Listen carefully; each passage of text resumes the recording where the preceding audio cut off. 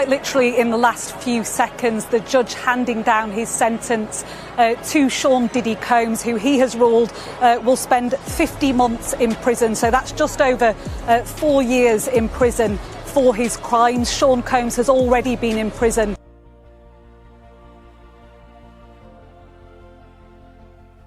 Diddy's life inside prison just got worse. Not a little worse, not a minor setback or a rough week that fades into the background. We are talking about a violent incident inside a federal correctional facility in New Jersey that has already begun reshaping his entire prison experience, and the consequences coming out of it are serious enough to put his release timeline, his privileges, and his daily conditions all under threat at the same time. His adjustment to life behind bars was already struggling before this happened, and now the most recent development has pushed things to a level that his legal team cannot simply spin away with a press statement. The full story of where things stand for Diddy right now is more complicated and more sobering than the headlines alone suggest. Stay locked in. But real quick, if you're serious about winning in the rap game, I put everything I know into one ebook. I'm talking about how to actually grow an audience from zero, how to get labels reaching out to you with deals, and even how to get paid in this industry without ever touching a mic. And nah, it's not too late. People love to say the wave passed. It didn't. New artists and new hustlers are blowing up every single day, and the ones eating are the ones who started now instead of waiting. It's only $39. That's a few cups of coffee for a blueprint that can change how you move in this game forever. The link's in the description bio. Go grab it and let's get back to the video. Yo, what's good, fam? Real talk. We are about to take you inside everything that has gone wrong for Sean Combs since he walked through the doors of a federal prison. We are talking about a man who spent 3 decades as one of the most untouchable figures in American entertainment. A billionaire mogul who built an empire from nothing and lived a life most people can barely imagine, now sitting behind bars dealing with violations, altercations, and disciplinary consequences that are reshaping his entire experience in federal custody. The full picture of what has been happening to Diddy inside that institution is far more complicated, far more revealing, and far more sobering than most people realize. We are breaking it all down right now. To understand how far Diddy has fallen, you have to first understand how high he was. Sean Combs did not just become successful in the music business, he became one of the defining architects of an entire era. From the moment he launched Bad Boy Records in the early 90s, Diddy built a commercial empire that reshaped what it meant to be a black executive in America. He signed artists who became legends. He brought Biggie Smalls to the world. He produced records that defined the sound of a generation and introduced an entire era of hip-hop to the concept of the remix and the shiny suit aesthetic. He built the Sean John clothing line into a multi-million-dollar brand that won him a Council of Fashion Designers of America award. He launched Revolt TV, expanded into spirits with Croc Vodka, ventured into fragrance, hospitality, and entertainment investment, and was consistently mentioned in the same breath as the most powerful businessmen on the planet. Forbes repeatedly placed his net worth north of $1 billion. He received the BET Hip Hop Icon Award. He sat front row at fashion shows. He served as executive producer on films, and his name carried genuine weight in every room it entered. He was not just a rapper or producer. He was a brand. He was an institution. He was the kind of figure that other powerful people wanted to be photographed standing next to. And for nearly 3 decades, he moved through the world like someone who had been touched by something extraordinary, like the rules that applied to everyone else simply did not apply to him.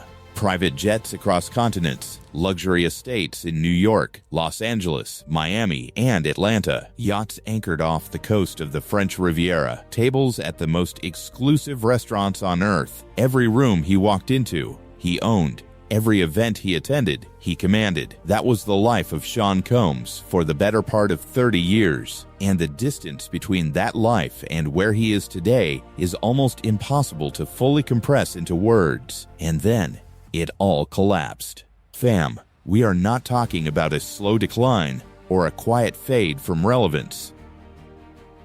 We are talking about one of the most dramatic public falls in American entertainment history.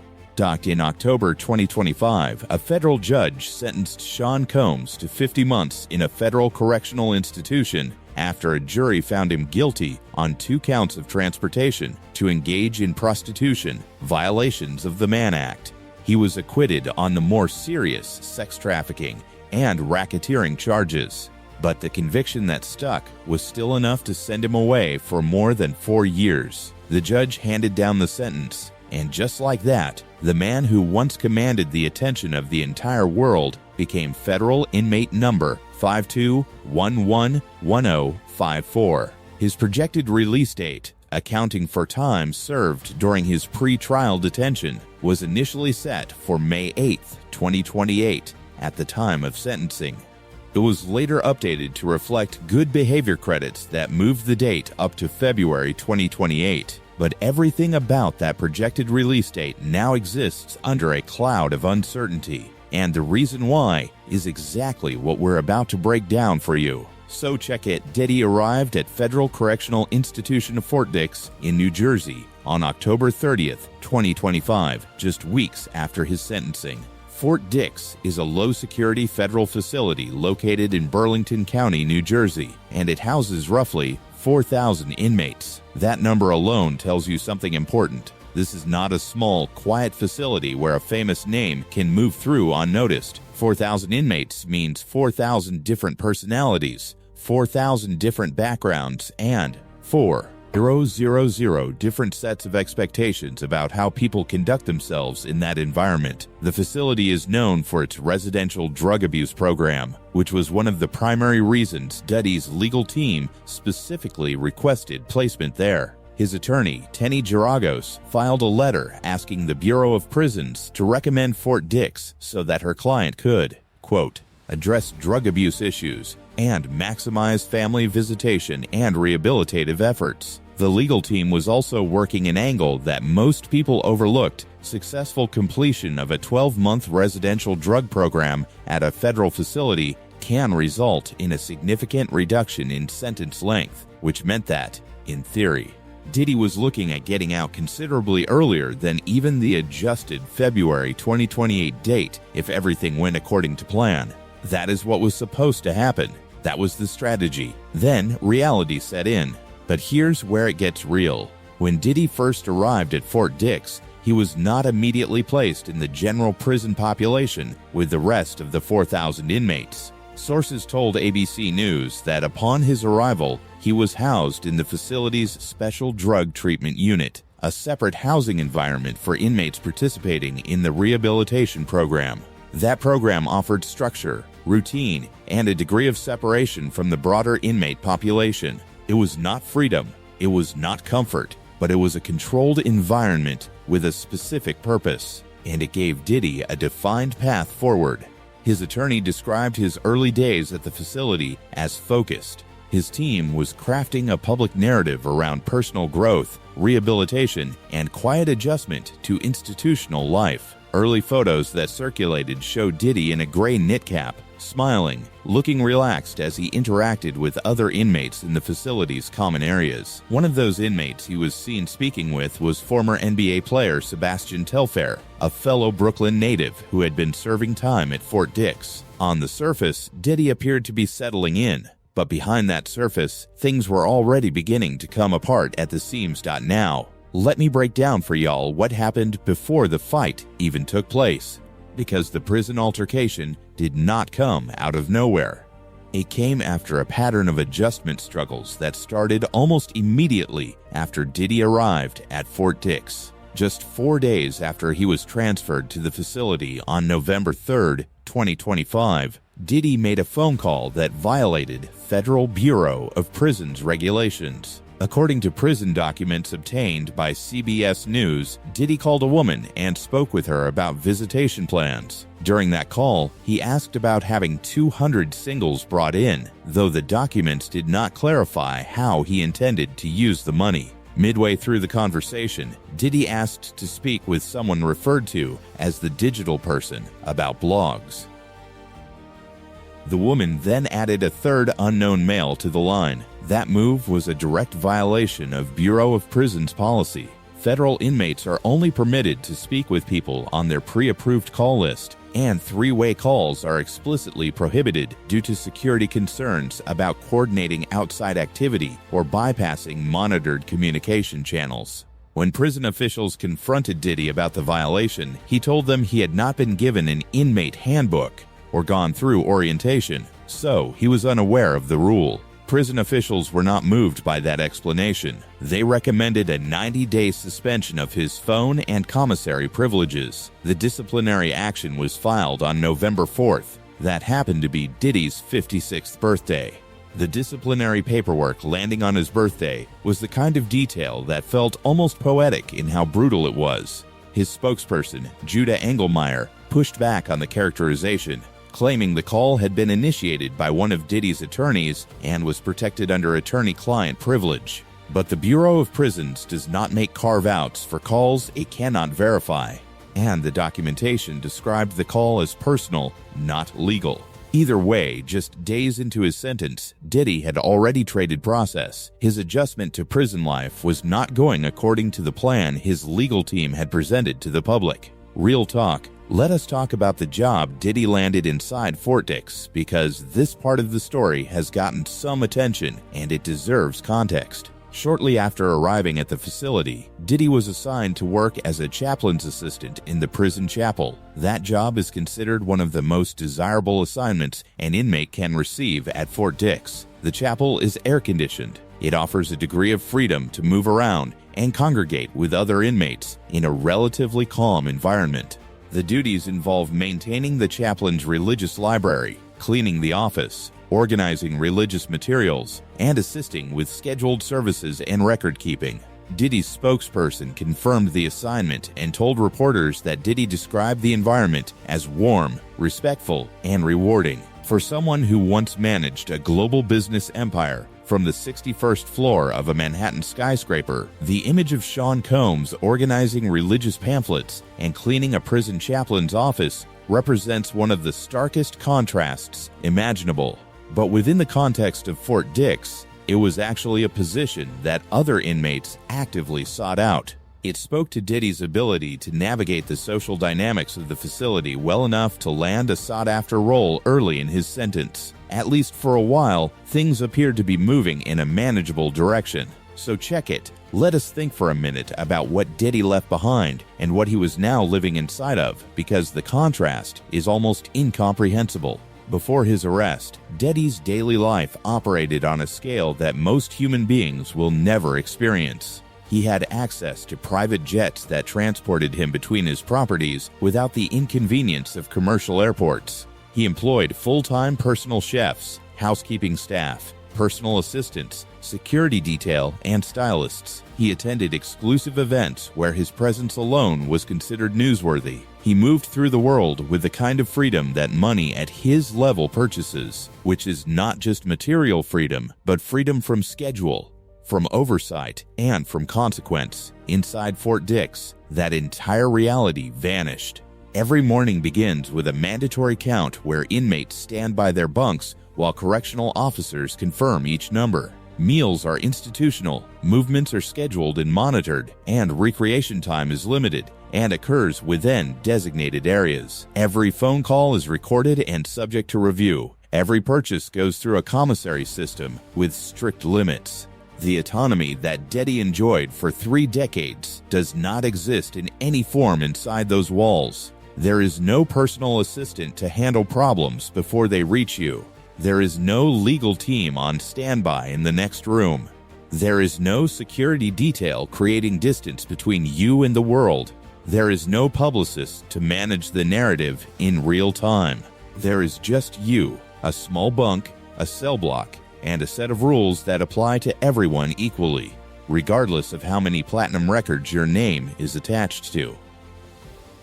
The federal prison system was not built to accommodate the psychology of someone accustomed to operating at Diddy's level of wealth and power, and as his situation has demonstrated over and over again since the day he arrived at Fort Dix, the adjustment to that environment has been anything but the smooth, hyper-focused rehabilitation story his team tried to present to the public. But here is where it gets real.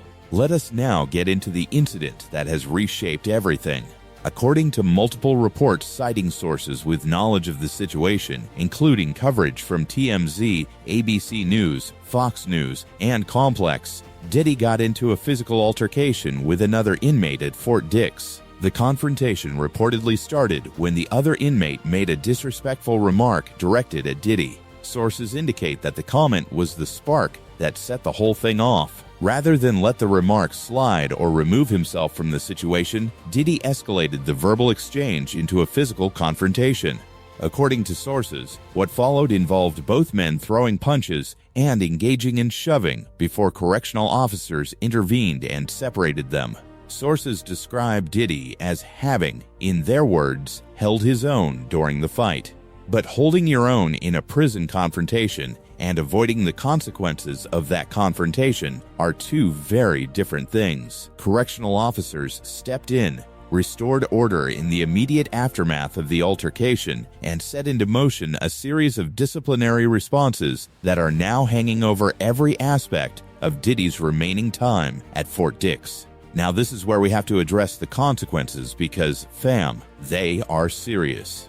Following the fight, prison officials reportedly placed Diddy in solitary confinement, formerly known within the federal system as the Special Housing Unit. The Bureau of Prisons did not confirm specific details about Diddy's conditions, with a spokesperson telling multiple outlets that the agency does not comment on conditions of confinement, disciplinary matters, or information regarding individual inmates. But multiple sources with knowledge of the situation confirmed that Diddy was removed from the general population and placed in isolation following the fight. Solitary confinement in a federal correctional institution is exactly as harsh as it sounds. An inmate in the Special Housing Unit is confined to a small cell for the vast majority of each day, typically 22 to 24 hours. Interaction with other inmates is eliminated entirely. Recreation time is minimal and occurs alone in a small outdoor cage or indoor space. Meals are delivered to the cell. Access to programming, work assignments, the chapel, the library, and virtually every social or institutional activity is suspended. The psychological weight of that kind of isolation compounds quickly, particularly for someone who spent decades surrounded by the constant noise and energy of the entertainment industry. Research consistently shows that prolonged isolation in correctional settings creates measurable psychological effects. Anxiety increases, sleep patterns deteriorate. The absence of social stimulation creates a kind of mental pressure that does not ease the longer someone remains in that environment. For Diddy, who built his entire life around being surrounded by people, by collaboration, and by the energy of studios and boardrooms and event venues and tour buses, the silence of a special housing unit cell represents something far beyond simple punishment. It is a complete inversion of everything his daily existence was built around for 30 years, and it is a fundamentally different kind of confinement than general population, one that carries its own set of consequences that extend well beyond the immediate loss of privileges and programming access. The real kicker, though, is what the fight could mean for Diddy's release timeline.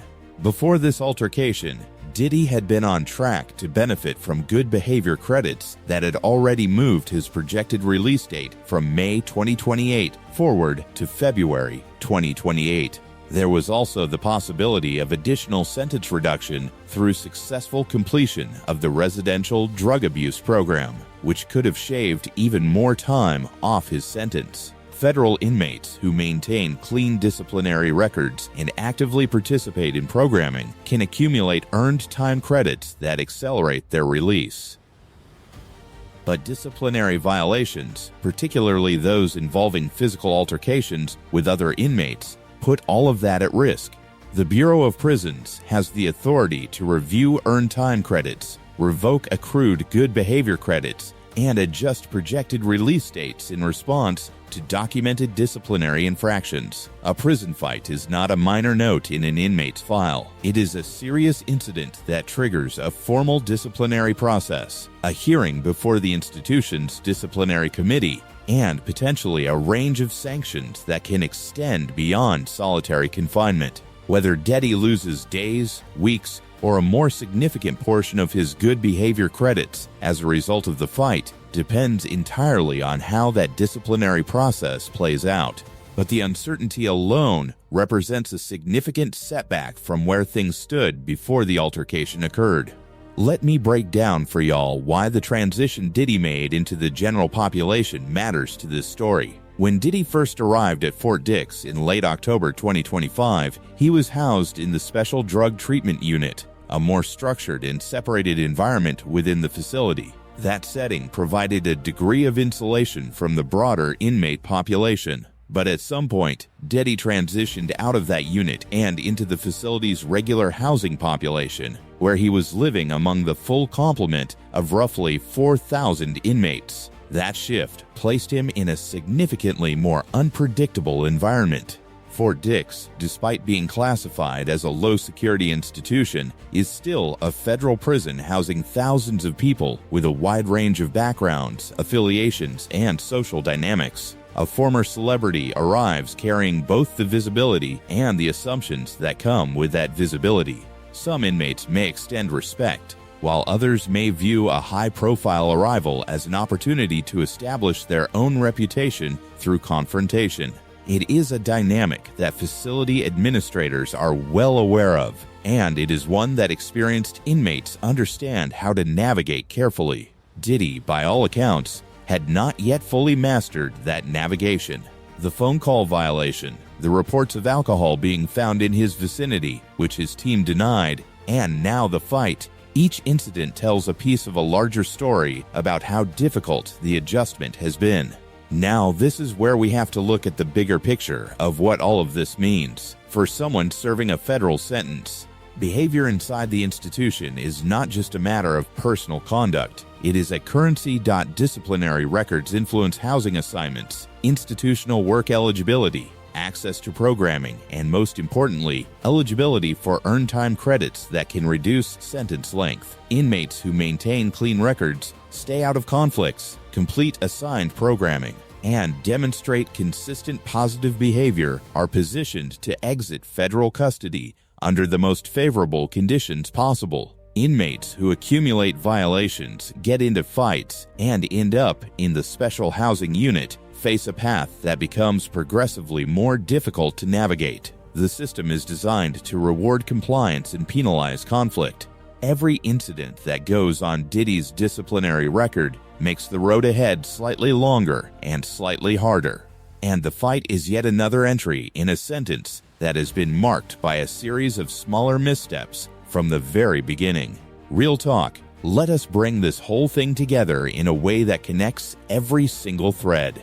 Diddy arrived at Fort Dix on October 30th, 2025. Within 4 days, he made an unauthorized three-way phone call that triggered a disciplinary recommendation of a 90-day loss of phone and commissary privileges. He secured the chaplain's assistant job, which was a bright spot in an otherwise rocky start. Reports surfaced about alleged alcohol found in his area, which his team denied. Then came the transition out of the drug treatment unit and into the general population, placing him in daily proximity to thousands of other inmates. Then another inmate reportedly made a disrespectful remark. That remark turned into a verbal confrontation. That confrontation escalated into a physical fight involving punches. Correctional officers broke it up. And then Diddy was moved into solitary confinement, where he now sits while prison officials conduct their disciplinary review. That is the sequence. That is the full chain of events that brought one of the most powerful men in the history of American entertainment to a solitary cell in a New Jersey federal prison. One remark, one decision to engage rather than walk away. And suddenly, the release date that was already years away became even less certain. The real question is what happens next, and the honest answer is that it is deeply unclear. The Bureau of Prisons will complete its review. There will be a disciplinary hearing before the institution's disciplinary committee, where the facts of the altercation will be weighed and formal sanctions will be determined. Those sanctions could range from extended time in the special housing unit to the loss of good behavior credits, programming eligibility, or work assignments. At that point, the picture of Diddy's immediate future inside Fort Dix will come into sharper focus. But even before that process concludes, the news of the fight has already done something significant on its own. It has intensified the public conversation around his incarceration in a way that nothing since the sentencing itself has managed to do. Because this development is not about legal strategy or courtroom arguments or what position his attorneys take in front of a judge. This is about what happens when all of that is behind you and all that remains is the raw, unfiltered reality of institutional life alongside 4,000 strangers, structured routines, severely limited freedom, and the constant presence of people who do not see a music legend when they look across the cell block. They see another inmate in the general population navigating the same rules as everyone else. That reality is exactly what Diddy is now confronting every single day. Fam, at the end of the day, Diddy's situation inside Fort Dix is a reminder that the walls of a federal correctional institution do not care about your resume. They do not care about your Grammy nominations, your Forbes ranking, or the number of times your face appeared on the cover of a magazine. They do not care about how many #1 records you produce, how many celebrities showed up to your parties, or how many zeros were once attached to your net worth. The system treats a billionaire music executive the same way it treats everyone else who passes through its intake process. The same rules apply, the same counts happen every morning, and the same disciplinary consequences follow every violation. And the same uncertainty about release dates hangs over your head, regardless of how high you once flew.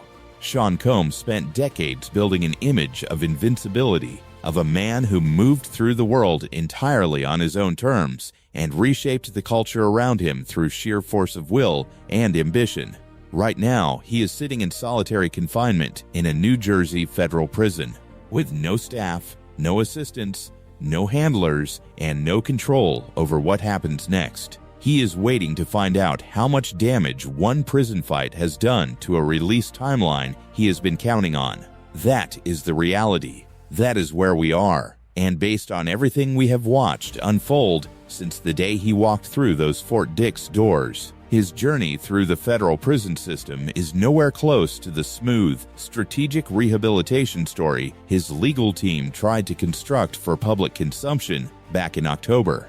His life inside got worse, significantly worse. And how much worse it gets from here depends entirely on whether he can find a way to navigate an environment that has made absolutely clear it will not make a single exception for who he used to be. What do y'all think about Diddy's situation inside Fort Dix and how this fight is going to affect the rest of his sentence? Drop your thoughts in the comments below and click on the video on screen.